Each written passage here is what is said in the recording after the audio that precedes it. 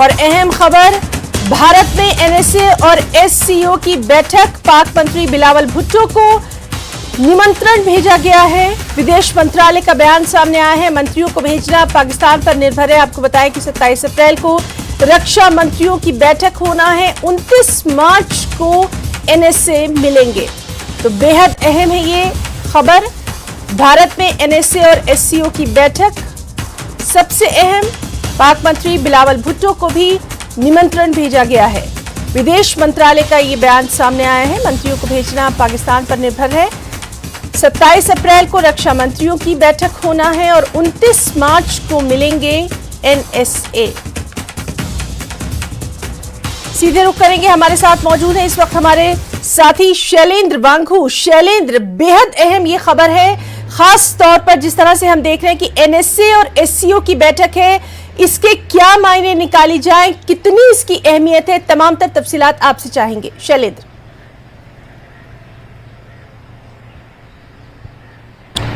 देखिए हिना, आपको बता दें कि एक तरफ जहां भारत G20 की अध्यक्षता कर रहा है और G20 की बैठक यहां दिल्ली में सितंबर में होने वाली है, वहीं साथ ही साथ भारत जो है वो एससीओ का भी अध्यक्ष है। पिछले साल एससीओ की जो प्रेसिडेंसी है वो भारत को मिली थी, तो भारत में एससीओ की तमाम बैठकें होने जा रही हैं, जिसमें सबसे महत्वपूर्ण बैठक जो है वो जुलाई के आखिर में होगी, जिसमें एससीओ देशों के जो रिप्रेजेंटेटिव्स हैं, जो उनके राष्ट्राध्यक्ष हैं, उनको न्योता भेजा जा रहा है। और ऐसे में माना जा रहा है कि जो लीडरशिप वहां की है उनको न्योता इसके लिए भेजा जाएगा। हालांकि उसमें भी थोड़ा टाइम है क्योंकि वो जुलाई में होना है, लेकिन साथ ही साथ एससीओ की जो बाकी जो मीटिंग्स होती हैं उसके लिए भी न्योते भेजे जा रहे हैं, ऐसी हमें जानकारी मिली है। हालांकि इस पूरे मामले पर विदेश मंत्रालय की तरफ से, भारतीय विदेश मंत्रालय की तरफ से कोई बयान सामने नहीं आया है। हमें जो जानकारी मिली है उसके मुताबिक इन्विटेशंस रेस्पेक्टिव मिनिस्ट्रीज के जरिए भेजे गए हैं मंत्रालयों को। आपको बता दें कि इसमें जो डिफेंस मिनिस्टर्स की जो मीटिंग होनी है वो 27 अप्रैल को होगी, जिसके लिए पाकिस्तान के डिफेंस मिनिस्टर को इनवाइट भेजा गया है। वहीं एनएसए की जो मीटिंग है 29 मार्च को होगी, इसके लिए भी न्योता भेजा जाएगा, क्योंकि अभी देखिए कुछ चीजें अभी प्रोसेस में है, लेकिन सरकार का रवैया साफ है, क्योंकि एससीओ एक मल्टीलैटरल ऑर्गेनाइजेशन है और भारत इसका अध्यक्ष है। तो ये बायलैटरल इनवाइट्स नहीं है, ये मल्टीलैटरल इवेंट के लिए इनवाइट है। लेकिन जो हमारी समझ है, जिस तरह के हालात पाकिस्तान में है, हम ये मान रहे हैं कि पाकिस्तान की तरफ से इसमें शिरकत करना, वहां के किसी मंत्री का यहां पे आना, इस पे सवाल खड़े हो सकते हैं। क्योंकि देखिए 2019 के बाद से हमने देखा है कि पाकिस्तान की तरफ से कोई भी लीडर किसी मिनिस्टर लेवल पे भारत का कोई दौरा नहीं हुआ है। ये उनकी स्टेटेड पॉलिसी है कि भारत का वो दौरा नहीं कर रहे हैं। तो जाहिर तौर पर ऐसे में या तो वर्चुअली अटेंड किया जा सकता है या फिर वो किसी ऑफिसर को इस मीटिंग के लिए भेज सकते हैं। इसको लेकर भी क्लैरिटी होना बाकी है, लेकिन भारत क्योंकि प्रेसिडेंट है इस एससीओ ग्रुपिंग का फिलहाल इस साल के लिए, इसलिए इस बैठक जो मुख्य बैठक जो जुलाई में होनी है उसके लिए न्योते भेजे जाएंगे। लेकिन जो उससे पहले जो बैठकें होनी है, जिसमें NSA, defence ministers, foreign ministers की मीटिंग गोवा में होने वाली है 4 और 5 मई को, उसके लिए भी इनवाइट भेजा गया है। और हमें जो हम समझ पा रहे हैं कि पाकिस्तान के जो अंदरूनी हालात हैं, तो ऐसे में वो या तो वर्चुअली इसको अटेंड करेंगे। एक अहम बात यह भी है कि अब से कुछ वक्त पहले एक मुंबई में एक एससीओ फिल्म फेस्टिवल हुआ था, लेकिन पाकिस्तान इसमें इकलौता ऐसा मुल्क था जिन्होंने फिल्म फेस्टिवल के लिए अपनी कोई भी फिल्म या कोई मूवी नहीं भेजी, उसमें शिरकत नहीं किया जाहिर तौर पर। और वही हमने ये भी देखा है कि इससे पहले कुछ दिन पहले एक और बैठक, जिसमें जो सुप्रीम कोर्ट जजेस हैं उसके लिए भी बैठक यहां दिल्ली में हुई थी, लेकिन उसमें भी पाकिस्तान के चीफ जस्टिस जो है वो सीजेपी जिसको बोलते हैं, चीफ जस्टिस ऑफ पाकिस्तान, वो शामिल नहीं हुए थे। उनकी जगह किसी और जूनियर वहां के जो जज है उन्होंने शिरकत की थी। तो जाहिर तौर पर जिस तरह की रिलेशनशिप है, तो ऐसे में, और खासतौर से पाकिस्तान के अंदरूनी हालात है, तो ऐसे में उनको फिजिकली भारत का दौरा करना लगता नहीं है कि ऐसा होगा। लेकिन फिलहाल ये वेट एंड वॉच की अभी फिलहाल देखना होगा, वेट एंड वॉच करना होगा कि किस लेवल पे शिरकत पाकिस्तान इस समिट में करता है। बिल्कुल शैलेंद्र, और बेहद अहम ये खबर है, इस पर तमाम तर डिटेल्स आपने दी, आपका बहुत बहुत शुक्रिया अदा करना चाहेंगे। जिस तरह से आपने बिल्कुल सही कहा कि देखना अहम होगा कि क्या रुख जो है वो पाकिस्तान की ओर से अपनाया जाता है। शैलेंद्र वांगू, बहुत बहुत शुक्रिया। तो हमारे साथ मौजूद थे हमारे साथी शैलेंद्र वांगू, एडिटर नेशनल ब्यूरो, जो कि इस बेहद अहम खबर पर तमाम तर डिटेल्स दे रहे थे। एक और अहम खबर से आपको रूबरू करवाएं, पाकिस्तान के पूर्व प्रधानमंत्री इमरान खान को लाहौर हाई कोर्ट से बड़ी राहत मिली है। हाई कोर्ट ने पुलिस को जमान पार्क में चल रहे अभियान को अगले आदेश तक रोकने के निर्देश दे दिए हैं। इस मामले पर अब कल सुबह 10 बजे सुनवाई होना है। आपको बताया कि इससे पहले पाकिस्तान के पूर्व प्रधानमंत्री ने बुधवार सुबह एक ट्वीट पे शहबाज शरीफ सरकार की मंशा पर सवाल उठाए थे। अपनी जान को इमरान खान ने खतरा भी बताया था। उन्होंने कारतूस के खोखे वाली तस्वीर साथ ही वीडियो के साथ अपने ट्वीट में लिखा, स्पष्ट रूप से गिरफ्तारी का दावा महज नाटक था क्योंकि असली मंशा अपहरण और हत्या करना है। इसी बीच आपको बताया कि लाहौर स्थित इमरान खान के घर के बाहर पुलिस हट गई है। खबरों के अनुसार लाहौर में होने वाले पाकिस्तान सुपर लीग मैच के कारण यह कदम उठाया गया है।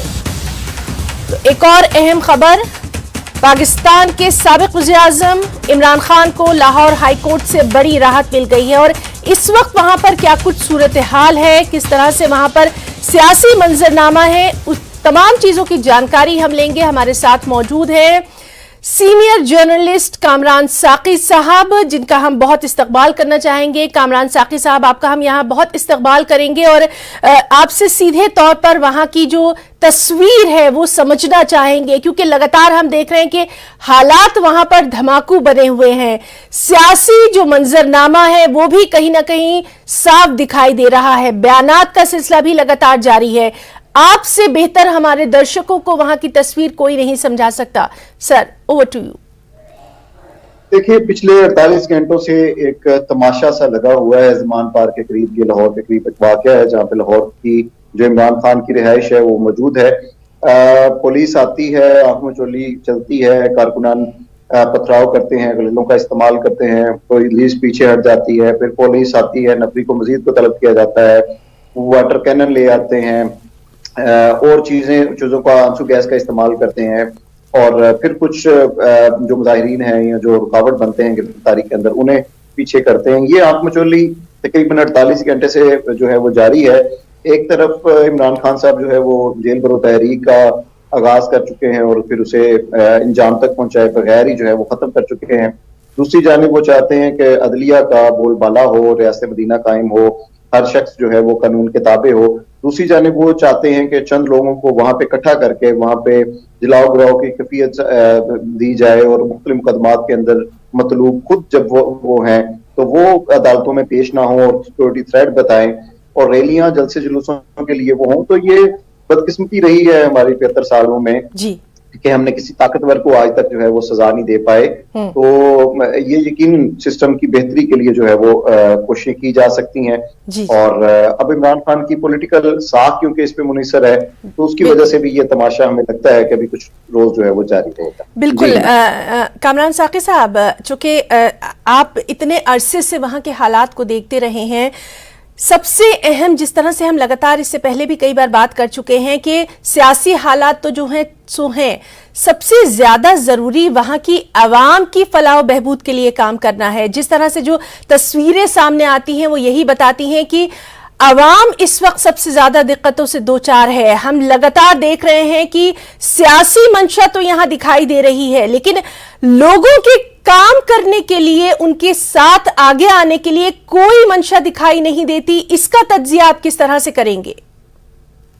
देखिए, ये दोनों ममालिक की, ना सिर्फ पाकिस्तान बल्कि इंडिया की भी बदकिस्मती है दोनों ममालिक की कि इनके सियासतदानों ने इनकी फलाह बहबूद पे कभी तवज्जो दी नहीं। सिर्फ इलेक्शन के टाइम लोगों को मिलते हैं, लोगों के डेरों पे, उनकी दुकानों पे, उनके घरों में जाते हैं, मिलते तरले मिन्त करते हैं, कभी मजहब के नाम पर, कभी किसी और वजह से नालियां, सोलंग और ऐसी चीजों के नाम पे वोट लेते हैं। फिर उन्हें 4-4 साल वो मिलते ही नहीं, उनका हाल तक नहीं पूछते।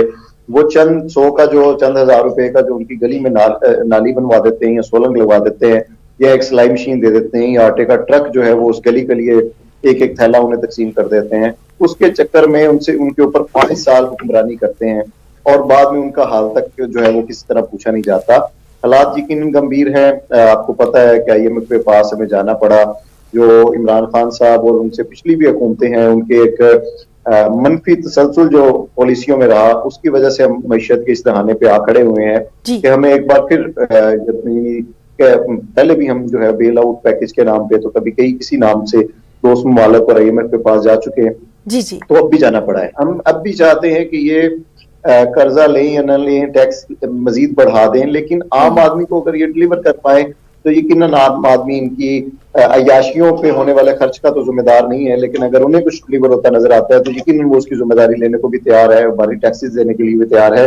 लेकिन ऐसा उन्हें, क्योंकि उन्हें एक सेफ्टी नहीं है, उन्हें एक ट्रस्ट नहीं रहा अब इन सियासतदानों के ऊपर, तो उसमें यकीनन कमी आई है। वो लोग जो नेक्स्ट टैक्स के पहले नेट में थे, अब वो भी उससे निकलते हुए हमें जो है वो नजर आते हैं, जिसकी वजह बड़ी इन पॉलिटिशियंस के रवैये हैं और ये इस पॉलिटिकल सिस्टम जो अब बन चुका है उसकी वजह। बिल्कुल कामरान साकी साहब, यहाँ ये पूछना भी वाजिब है कि ऐसे में जो दानिश्वर तबका है या फिर अगर हम ये कहें कि जो सोचने समझने वाला तबका है, कहीं ना कहीं इन तमाम हालात को लेकर, खास तौर पर हम अगर पाकिस्तान की बात करें, जिस तरह के वहां पर अभी हालात 2-3 दिन में हम देख रहे हैं, दानिश्वर तबका सबसे ज्यादा फिक्रमंद नजर आ रहा है, क्योंकि जो सियासी हालात हैं उसका असर पूरे मुल्क पर कहीं ना कहीं पड़ता दिखाई दे रहा है। देखिए, अदीब, दानिश्वर और ये लोग तो वैसे ही बड़े हसास होते हैं और वो इन मामलात के अंदर नहीं आते, और वो तो पहले ही बेचारे दीवार के साथ लगे होते हैं, और वो तो अगर सोचते समझते हैं, कुछ रद्द अमल देते हैं तो वो कमरों में खुद को बंद कर लेते हैं और उनसे चीजों को बचाते हैं, उन चीजों से, वो टीवी और इन चीजों से भी दूर हो जाते हैं। दूसरी तरह के दानिश्वर वो लोग हैं जो इन हालात से निकलने के लिए जो वजीरों मशीरों का काम करते हैं, लेकिन बदकिस्मती से भी वो वही लोग हैं जिन्हें जो इलेक्शंस के ऊपर इन्वेस्ट करते हैं और बाद में उन्हें वजीर मशीर बना दिया जाता है, वो लोग हैं। वो यकीनन ऐसे ही मशवरे देंगे और ऐसे ही तरकीबें देंगे जिनसे उन्हें अगले इलेक्शंस के लिए पॉलिटिकल फायदा भी हो और उनकी जो इन्वेस्टमेंट इलेक्शंस के ऊपर हुई है वो भी किसी तरह से रिकवर हो सके। कामरान साहब, आपको लगता है कि जो तमाम हालात वहां पर चल रहे हैं, खास तौर पर इमरान खान को लेकर जो हालात दिखाई दे रहे हैं, इसके क्या कुछ सियासी मायने भी निकाले जाएंगे? अपनी जमीन तलाश करने की कोशिश की जा रही है, ये आपसे समझना बहुत जरूरी है सर। यहाँ देखिए, इससे आप और क्या मतलब ले सकते हैं? एक शख्स जो है उसके ऊपर मुख्तलिफ मुकदमात कायम है, उसे अदालत जो है वो वारंट उसके मंसूख कर देती है, तो उसे फिर पेश होना ही पड़ेगा, आज नहीं तो कल होना पड़ेगा। और अदालतों से रिलीफ ले रहे हैं, कुछ ले रहा है, तो उससे आम आदमी को क्या फायदा है, उसकी पॉलिटिकल पार्टी को क्या फायदा है, ये को क्या फायदा? ये उसकी अपनी जात है, और उस जात के लिए कितने लोगों को जख्मी किया, कितने लोगों के ऊपर वाटर गैस का इस्तेमाल हो रहा है, कितने लोग इस वक्त मंसूख गैस की वजह से मुतासर है, उस रोड के ऊपर कितने स्कूल्स वहां पे मुतासर है, कितने लोगों एम्बुलेंसेज उस रश में फंस जाती हैं, कितनी नकदी और स्टेट के वसाइल लग रहे हैं। तो इसका बेनिफिट कौन? एक जात जो है वो उसके गिर्द जो एक हल्का है वही फायदा उठा रहा है, इससे ज्यादा किसी को कोई फायदा नहीं। बिल्कुल कामरान साकी साहब, यहाँ हम आपका बहुत बहुत शुक्रिया अदा करना चाहेंगे नेटवर्क 18 की पूरी टीम की तरफ से कि आपने इतना कीमती वक्त हमें दिया और बड़ी ही बेबाकी के साथ वहाँ के जो हालात थे वो हमारे नाजरीन के सामने रखे। तो हमारे साथ मौजूद थे पाकिस्तान से बेहद सीनियर जर्नलिस्ट कामरान साकी साहब, और वहाँ का जो सियासी मंजरनामा है, जो सियासी हालात है, उसी के बारे में यहाँ पर हम बात कर रहे थे। 5 का पंच में अब वक्त है एक छोटे से ब्रेक का, चल लौटेंगे।